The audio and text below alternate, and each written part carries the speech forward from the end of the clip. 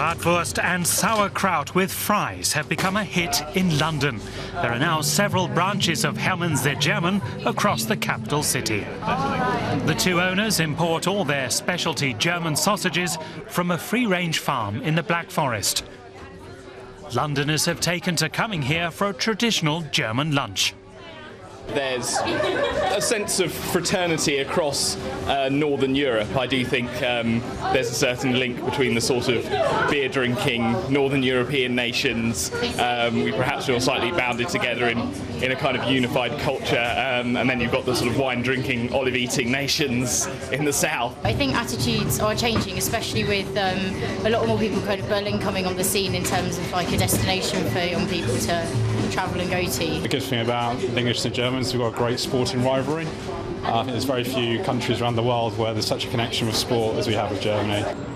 According to recent polls, British people seem to have a generally positive attitude towards their former enemies. Nonetheless, there remains a fascination for the two world wars. Around the corner from Hermann the German, the National Portrait Gallery on Trafalgar Square is commemorating the beginning of the First World War 100 years ago. The current exhibition features portraits of rulers and generals, as well as paintings depicting the horrors of war. Thomas Raines is an expert on British foreign policy and public opinion at a London think tank. History is inevitably important to the relationship, and it still helps shape public perceptions of and stereotypes of Germany and how it operates in its foreign policy and its relations with other countries. But as we get more distant from the events of World War I, it becomes more something that's studied than something that necessarily shapes people's contemporary perceptions of Germany.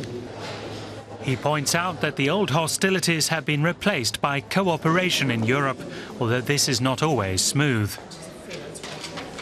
The Germans are seen as some of the most pro-Europeans and earnest Europeans who are very focused on regulations and rules, which are some of the more controversial aspects of Britain's membership of the EU. So whereas Germans and Britons might be united over sausages, they still need to work on their recipe for Europe.